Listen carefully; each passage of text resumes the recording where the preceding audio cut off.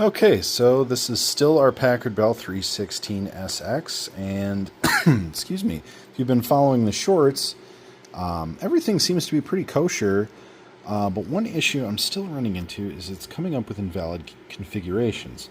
Now, I do know that it's saving some of the settings, but that might just be residual from not completely discharging in between restarts. So what I'm going to do is I have a feeling that the leads here are not making good solid contact to the board. So I'm actually going to go ahead and desolder these leads and then resolder them and hopefully get them a little bit better secured because I don't know if these rechargeable batteries are making contact.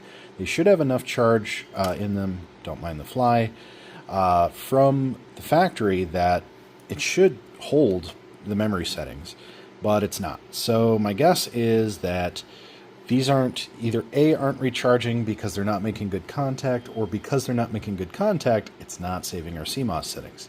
So let's go ahead and desolder, resolder, and give it a shot. Okay, now I'm reasonably certain we've got much better contact now with the leads. And so we're going to go ahead and reconnect our power.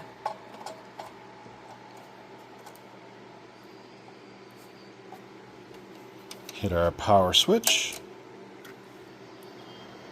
Nothing smoked. That's good. So we should get an error this first time.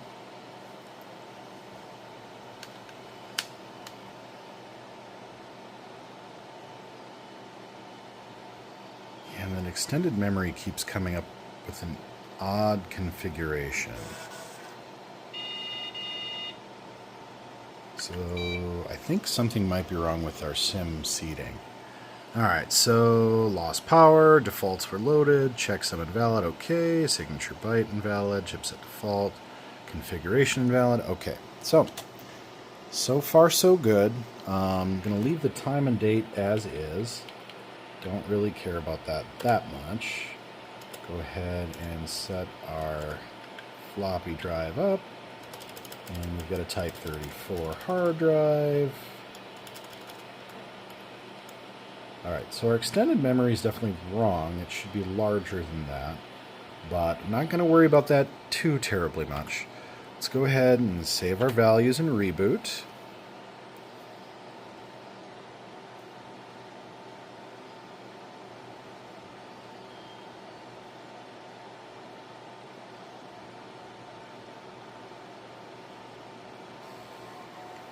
Okay, we're hearing some startup noises here. Floppy drive engaged and initialized. Okay, our extended memory looks better. That count is the more common count. Memory size invalid, review base and extended memory settings. Okay, so I'm fairly confident we need to reseat our sims because this should be 512 and it's not coming up as such. So let's go ahead and power down. We'll disconnect our power. And let's go ahead and free up both our sims. Now with this riser card in here, it's a little tough to get at that second one, both to remove and to reseat. So we're just going to have to kind of gingerly remove these one by one. And actually what I found works pretty well is just using these edge of a tweezer here to just kind of free up the one side, then the other, and then it should lift out just fine. Okay, so I think if we adjust our seating, we should be in good shape. Now you can see actually the mount on the one side is broke a little bit, probably just because it's so precarious in here. So that's probably what was or is causing the seating issue. It's in there pretty good now. And we'll reseat our second sim. And apologize, I have to hold this and I've got a couple flies buzzing me. So summertime, what can you do? Alright, so again, the riser card here is in the way of the RAM. So what I've been finding is that trying to reseat this and or remove it gently, not to damage anything, has been almost impossible. So we're just going to do our best here to get it seated. Now, ironically, this does boot, even if the memory is not seated properly, which I think is very strange, but kind of a testament to these older systems. So just going to get in here nice and ginger. I'm going to go ahead and pick this up after I've got it seated because I need both hands. Okay, everything looks to be reseated properly. It's all even. It doesn't look out of order, I guess. It's in nice and tight, so I'm going to reconnect our power supply. And hopefully now we get a good memory count and boot. And this should also test whether or not our CMOS kept a charge and held on to the other configuration settings. But we should still get an error because it should be recalculating the memory.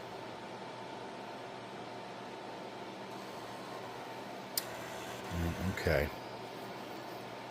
Still showing 3456K extended. Let's go ahead and run our setup utility. Memory size invalid. Okay. Alright, so it did retain all the other information, so that's good. So let's go ahead and save settings and reboot.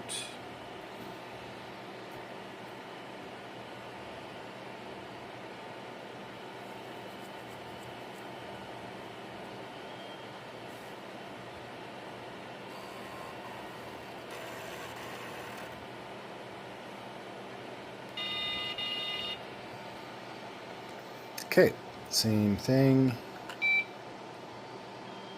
System config invalid. Okay. Didn't do any changes, so we're going to just try and reboot it again here.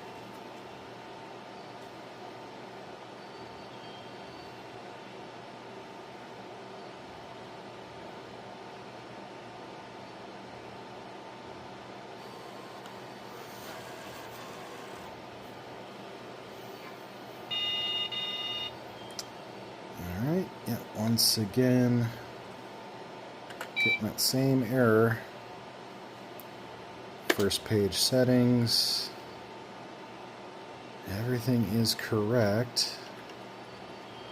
Obviously, date and time is not. And it does not allow me to adjust the base or extended memory. So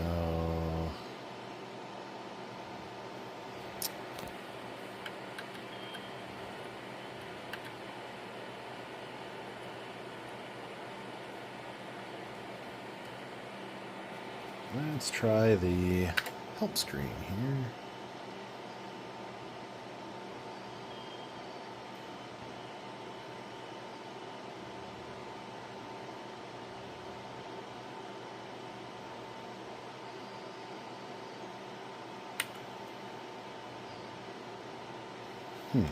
Let's try and disable the memory relocation and just see.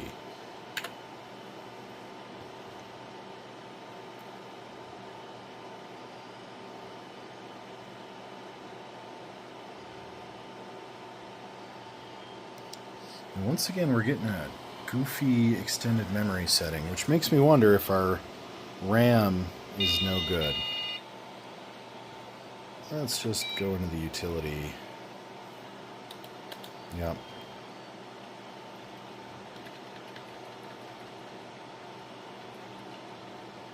Let's try re-enabling. And start over.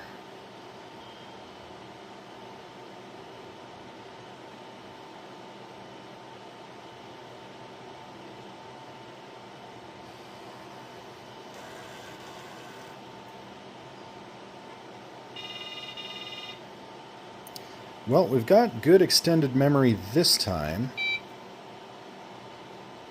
Alright, it's saying memory invalid. Let's go ahead and disable the relocation again. Give it a clean reboot.